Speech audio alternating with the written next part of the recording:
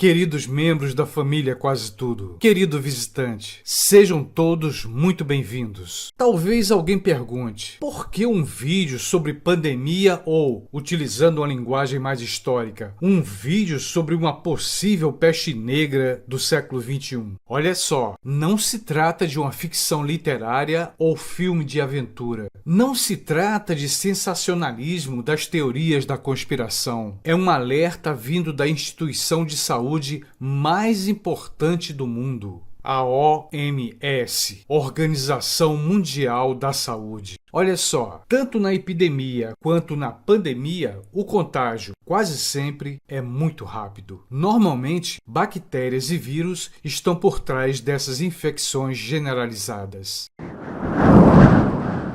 Qualquer pessoa que estudou um pouco de história sabe o que aconteceu no continente europeu do século XIV. Para ser mais exato, na primeira metade do século XIV, por volta de 1343 a 1353. Mas afinal, o que foi que aconteceu? Só para quem não sabe, a Europa foi o cenário de uma das piores pestes na história da humanidade, a peste negra, também chamada de morte negra. E aqui vale lembrar que ao longo da Idade Média houve um avanço no campo econômico e científico, apesar de alguns historiadores chamarem essa época de Idade das Trevas. Navios transportavam mercadorias valiosas, mas também transportavam ratos infectados. Milhares e milhares, ou talvez milhões de ratos que carregavam pulgas com o vírus da peste, o que acabou sendo responsável pela morte de milhões de pessoas no mundo medieval. Reis, pessoas pobres, monarcas, homens da igreja, todos foram vítimas da peste negra. Era uma doença com sintomas dolorosos e que matava em questão de horas. Cerca de 70 a 200 milhões de pessoas morreram nessa época. O continente europeu nunca mais foi o mesmo.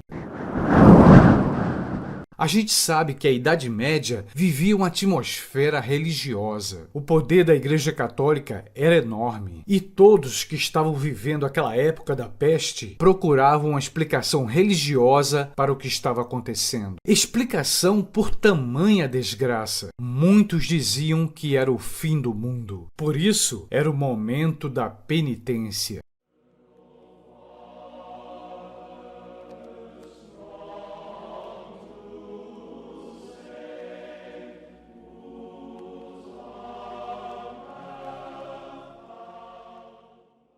Isso sem falar que houve a busca de bodes expiatórios, uma caça a possíveis culpados. E os judeus e as mulheres acusadas de bruxaria foram os principais escolhidos, os considerados responsáveis pela peste negra.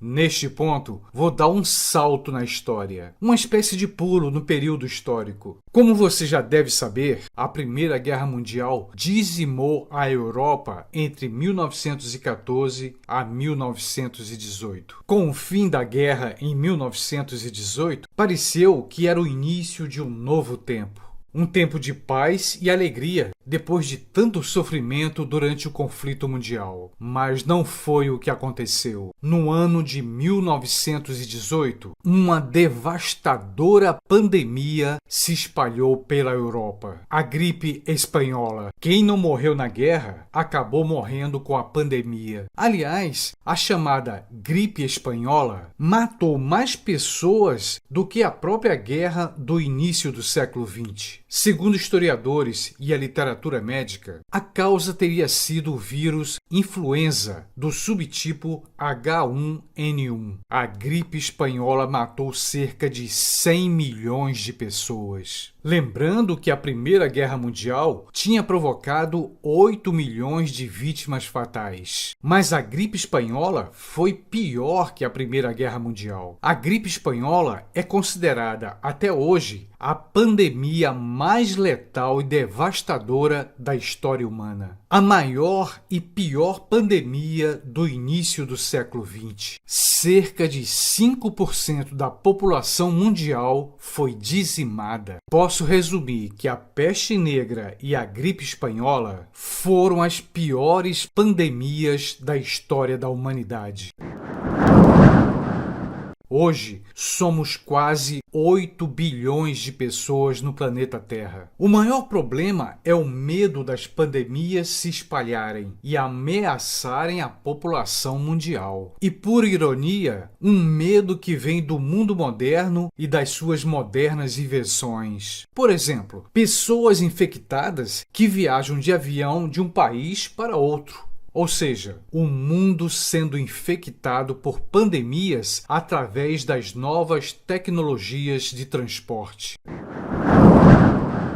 Aqui no meu canal já falei sobre várias ameaças ao nosso planeta, desde asteroide até supervulcões e megaterremotos. Vale destacar, e muito bem destacado, todo aquele que tem fé na volta de Cristo sabe que haverá alguns sinais antes da sua vinda, antes da última trombeta tocar. Mas, como sempre digo, ninguém na face da terra pode afirmar nada. Ninguém sabe a hora e o tempo da vinda de Cristo. Não adianta tentar interpretar acontecimentos ou catástrofes. Por que digo isso? Porque o tempo de Deus não é o tempo do homem. De qualquer forma, a Bíblia fala sobre a vinda de Cristo. Mas atenção, podemos levantar hipóteses ou até mesmo deduzir coisas, mas afirmar algo com certeza sobre as profecias é correr o risco de cair em heresias. Por que digo isso? Porque a mente humana não é nada diante do poder e dos mistérios do nosso Deus. A razão humana é loucura diante do Criador. Quando falo que asteroides ou um supervulcão pode destruir parte da raça humana, falo como possibilidade e de forma descritiva. E é dentro do campo das possibilidades ou sinais que o fim do mundo pode começar, não por algo grandioso e explosivo, mas talvez pode começar de uma forma quase silenciosa, como é o caso de uma pandemia mundial, um contágio global. Uma praga ou uma peste negra dos tempos modernos. Mas devo dizer duas coisas. A primeira é que a OMS, Organização Mundial da Saúde, está alertando sobre uma pandemia em nível mundial. Um alerta que está sendo dado a todos os governos. A segunda coisa, e certamente a mais importante, é que a Bíblia é a palavra de Deus. E ela fala para nos preparar para o fim do mundo. Nos preparar em oração e vigilância. E o que isso significa? Em primeiro lugar, se você ainda não teve uma experiência com Cristo Jesus, esse é o momento. Venha conhecer o Evangelho de Jesus Cristo e aceitá-lo como seu único Senhor. Cristo é o caminho, a verdade e a vida eterna. Pode ter certeza, crer no Evangelho e aceitar Cristo como seu único Salvador não tem preço. Aliás, tem uma grande recompensa. A vida eterna junto do eterno amor de Deus. E num segundo momento, ou melhor, e mais uma vez, deixo minha mensagem para todos os que já aceitaram Cristo como Salvador.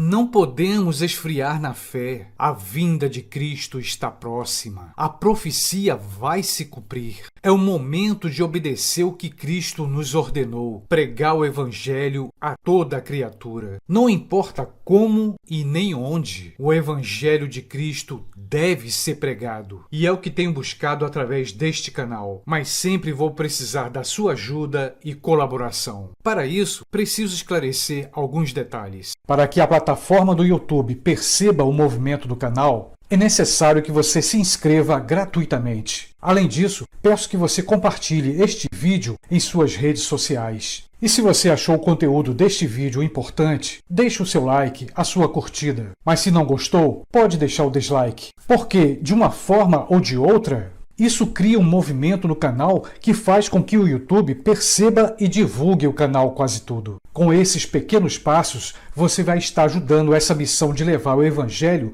para milhares de pessoas. E que Deus nos abençoe, hoje e sempre.